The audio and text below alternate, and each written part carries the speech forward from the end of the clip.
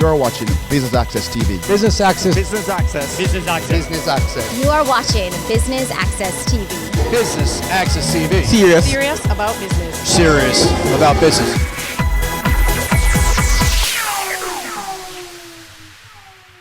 JamPro presents a Coca affair happening here at the Spanish Court Hotel, and it's all about, well, chocolate. I'm your host, Candy. Let's head inside to find out more.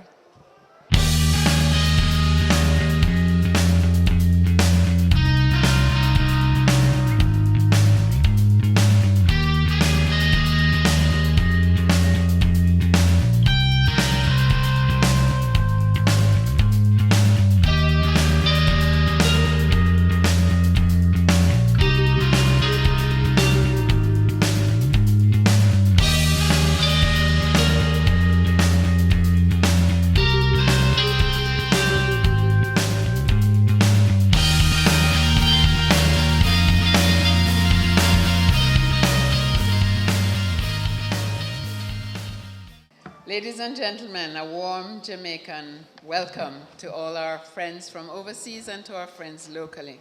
Mr. Vernon Barrett, Chief Organizer for the Caribbean Fine Cocoa Forum and a long-standing friend of mine from London. Mr. Don Webby, Chairman of the JamPro Board, and other members of the JamPro Board. Director Lewis, thank you very much for always supporting us, and Director Chung, the President of the JEA and Board Member of JamPro, thank you for being here. I'm not sure if Milverton Reynolds is here. I haven't seen him. I do see Jeffrey Hall, CEO of Jamaica Producers Group. Welcome, Jeffrey, and thanks for coming. And distinguished ladies and gentlemen, and others whom I may not have seen yet. Well, we're very excited about this conference. The Caribbean Fine Cocoa Forum has been really a powerhouse behind the movement to revitalize cocoa in the Caribbean. As you probably know, Jamaica is one of 8 countries recognized for its fine cocoa production and its fine cocoa range of products. We have really in our soil something that is magical. I don't know what it is, I'm not an agronomist, but somehow Jamaica produces the finest coffee in the world. You know Jamaica Blue Mountain.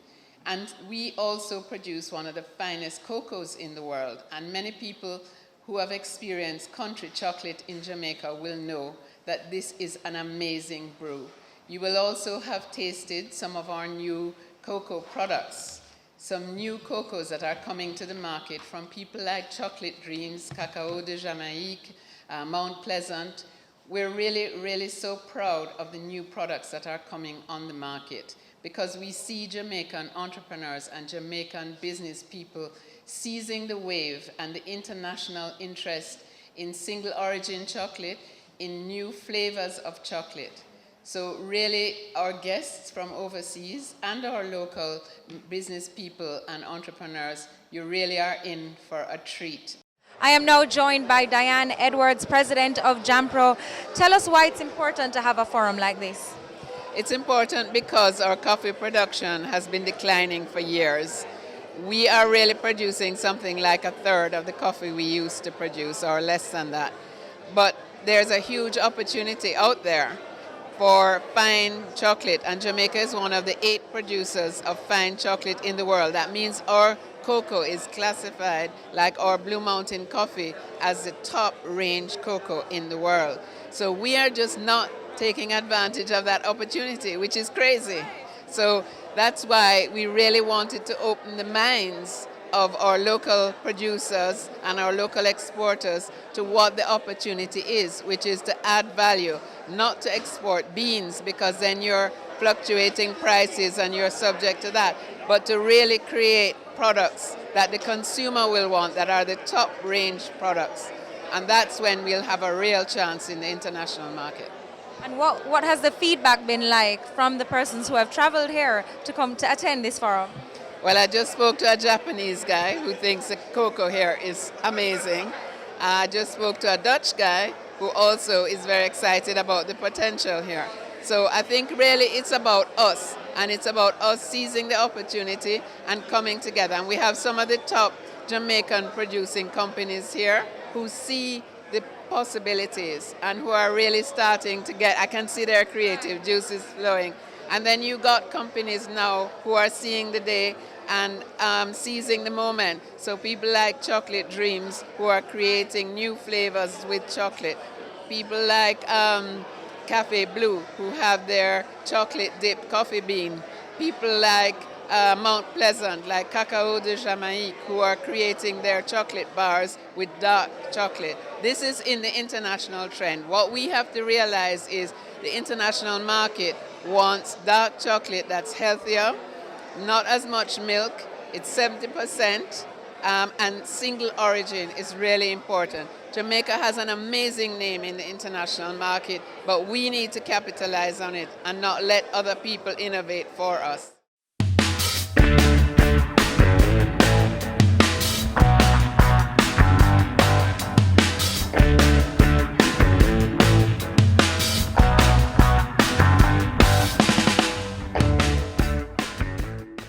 Now with me we have two persons from Japan. Tell me something.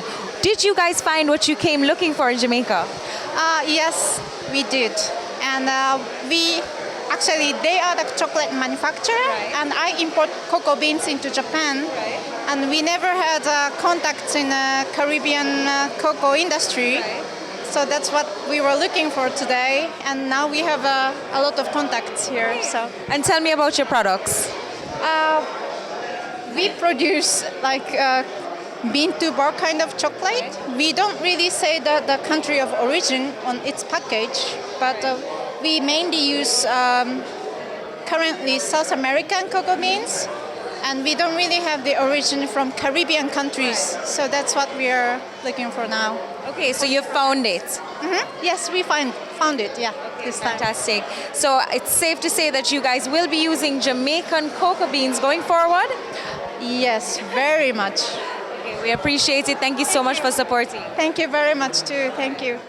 Now I have Cavell here with me, who is an exhibitor at the Cocoa Forum. Talk to me about your products.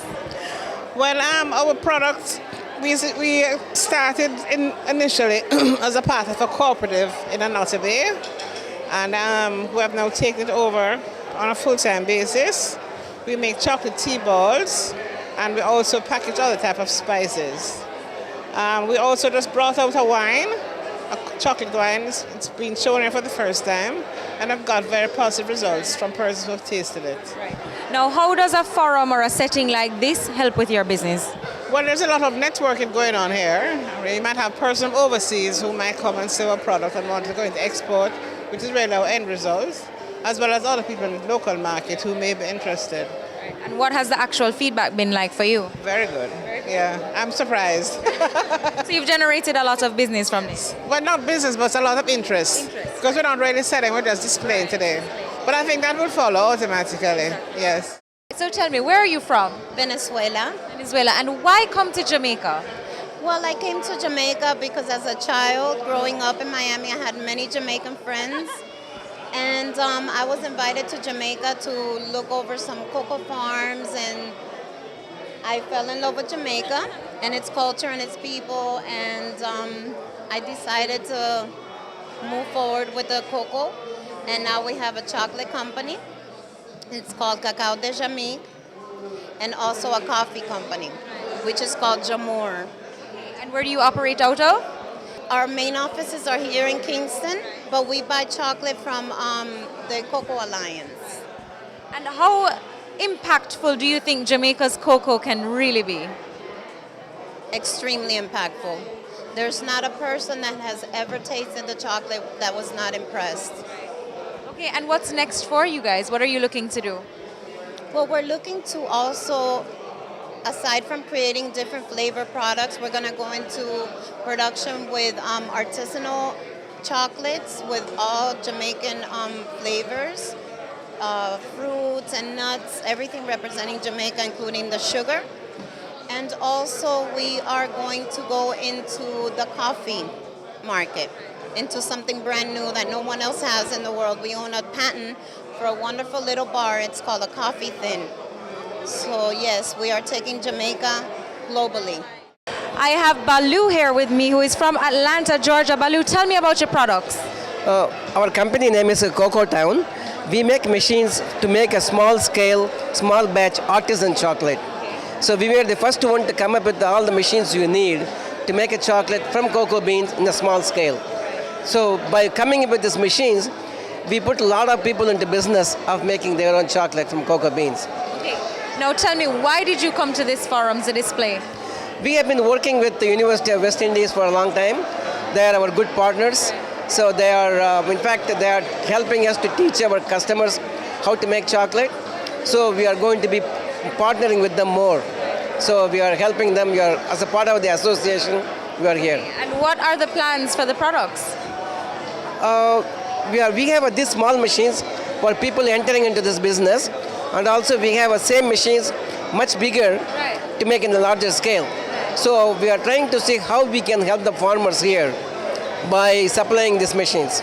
I'm trying to understand what is the customer need here, farmers. So what is specific to Jamaica that I have to develop new machines? That's the purpose.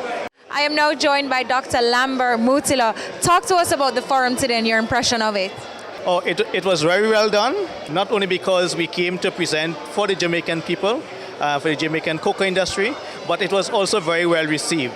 So we gave to the audience a concept, an idea of what we found in the cocoa industry and how we can use those results to move the cocoa industry in Jamaica forward.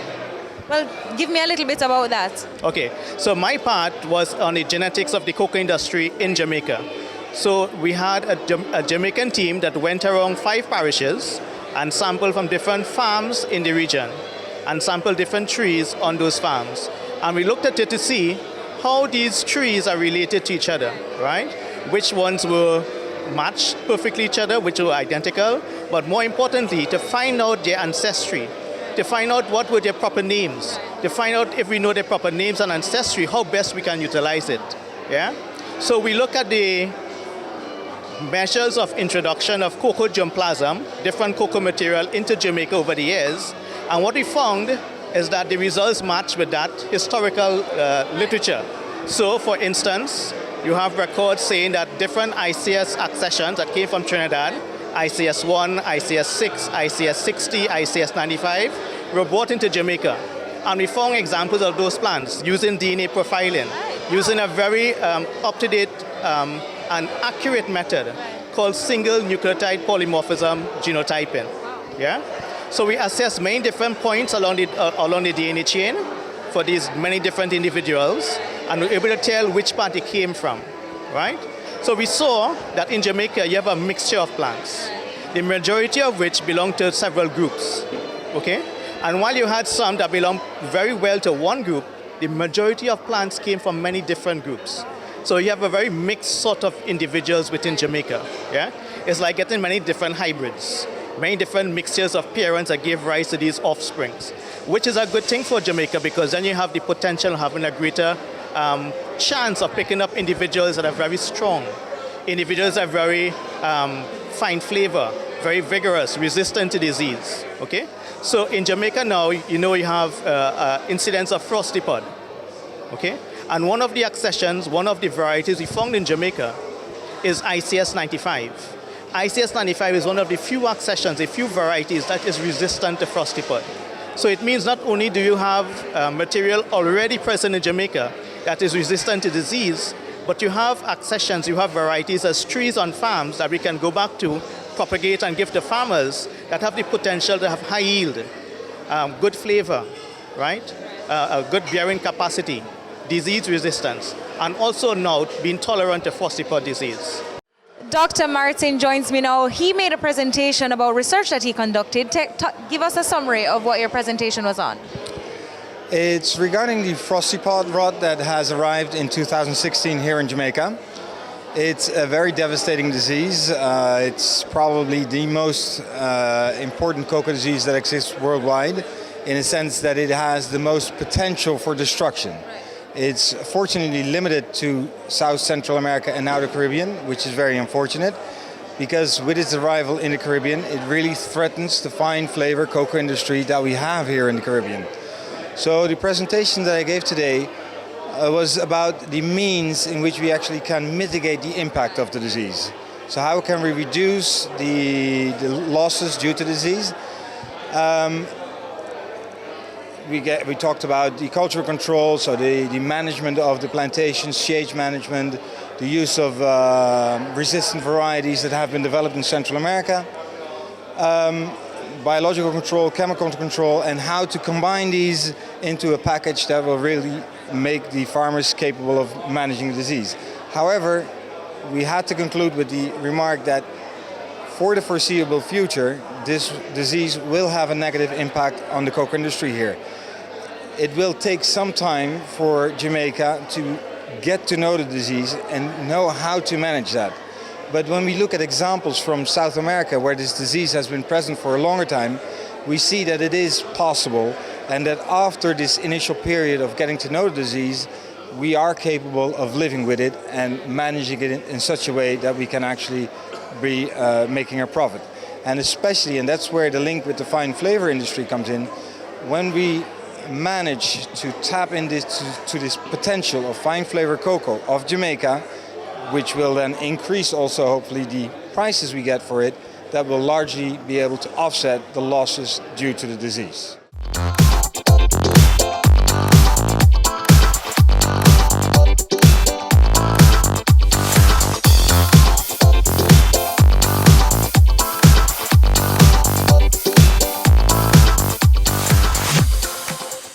So talk to me about why you're here at this cocoa affair.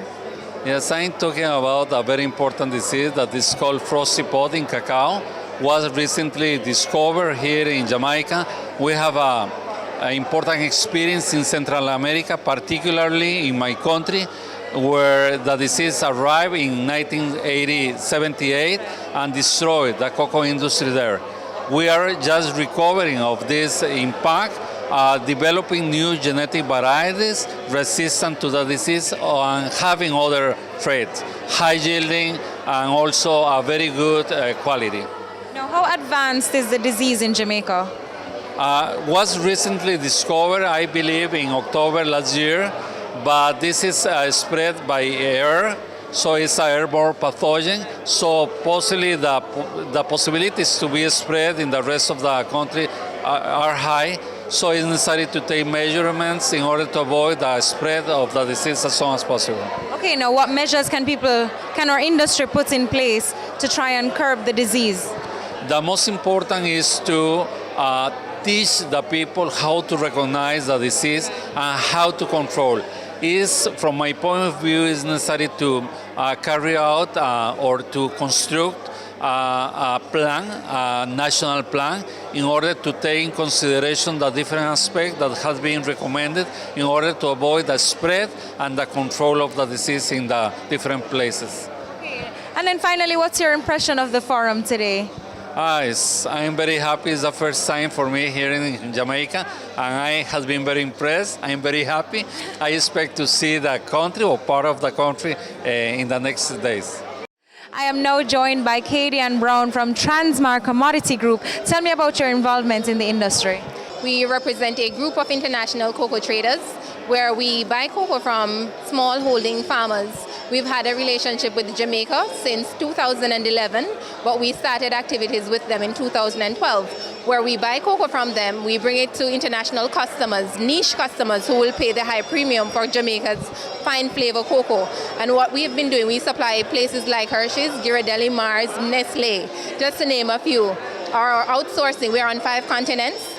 And we trade, cocoa trading is our forte. We actually do byproducts, semi-finished products. So the cocoa butters, the nibs, the powders, you name it, we do it. So our intentions was to actually partner with Jamaica to do some more value add. So instead of just producing beans and supplying them to customers internationally, what we wanted to do was to produce semi-finished products.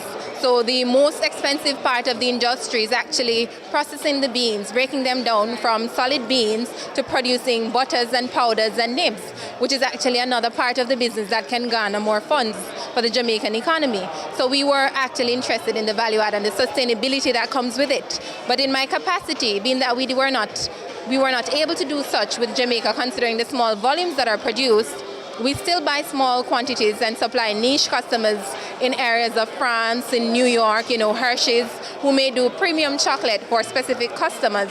We still have that relationship with Jamaica.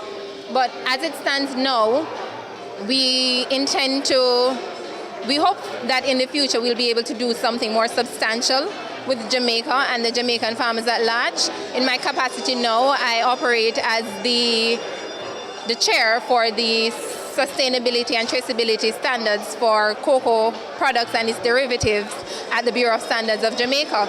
So that affords me the ability to work with the International Cocoa Standards Organization.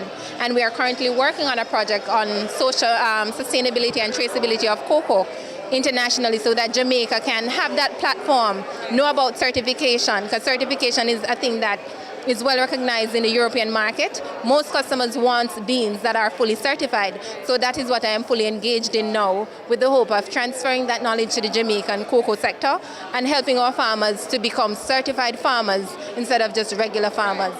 I am now with Kewana Henry. Kewana, tell me about your role in the forum today. Well, we're a partner of this project, which is International Fine Cocoa Innovation Center. And our goal, our aim is to ensure that information reaches the cocoa farmers and to make them aware of what is happening in the industry. To get that information out to them sometimes seems difficult, because to get to the rural areas tend to be difficult, and for them to get to us, it's costly for them. So what we try to do is we try to do some intermediate meetings or farmer days to educate them about what is happening in the industry, what is new. So talk to me about your involvement in the project. Okay, well, I am based in Trinidad, and I work with the Caribbean Fine Cocoa Forum, which is a pan-Caribbean not-for-profit organization that supports chocolatiers, but also cocoa farmers. So I work with the cooperatives, I work with the value-add folks in Trinidad, and I assist them in finding markets, writing business plans, so it's more on the commercial side. How does the cocoa sector in Trinidad differ from the one here in Jamaica, from what you know? Yeah, well, I mean, I don't know the Jamaican sector as well as Trinidad, but there's a lot more different chocolatiers in Trinidad. We have a broader range of products that are being produced, and there's more individuals involved, what I would say, and there are bigger farms as well. And give us your impression of the forum today. I'm excited to be here, and I think it was a very interesting day for me. Now tell me about your involvement. Okay, I work for a company called Royal Dovis Wiener, headquartered in the Netherlands, and we at least consider ourselves one of the leading suppliers of cocoa processing and chocolate production equipment. Now, is there anything that you saw here tonight that excites you for your business? What excites me is really the enthusiasm of the people here to promote and market their product. I mean, I knew before that the Jamaican cocoa is considered one of the best worldwide. There's only a few countries worldwide recognized for its fine aroma cocoa. And we do offer technologies to treat your cocoa gently. I am now with Professor Pat Umaharan. Did I get that right? That's correct. Okay, now talk to me about your involvement in the forum, the Cocoa Forum, and the cocoa industry for Jamaica. Okay, I am the director of the Cocoa Research Center of the University of the West Indies. And you know that the University of the West Indies has 3 campuses, one in Jamaica, one in Trinidad, and one in Barbados. So I am attached to the Trinidad campus, it's called the St. Augustine campus. And the Cocoa Research Center is a research center that works on cocoa within the university campus, right? So the Cocoa Research Center is regarded as one of the oldest cocoa research centers in the world. We have been operating for 87 years. Yes, I am not 87 years old, but yeah, but the institution has been there. So we have been doing research. We support research in companies internationally. We do work for, we support the entire region in cocoa development. We are working with many countries in the region, in fact 6 countries in the Caribbean. And at the moment, we are doing a project called the International Fine Cocoa Innovation Center project. We are the lead partner. The Caribbean Fine Cocoa Forum is associate in the project. So we are here in Jamaica as part of this is the second conference that we are doing under this project. The first conference was done in Trinidad in 2015. So this 2 years after, we are doing it in Jamaica. Now the project itself has two major components. One component is done in Trinidad predominantly, the other component in Jamaica. And that's it from us here at JamPro's Cocoa Affair happening at Spanish Court. Until next time, I'm Candy for Business Access TV.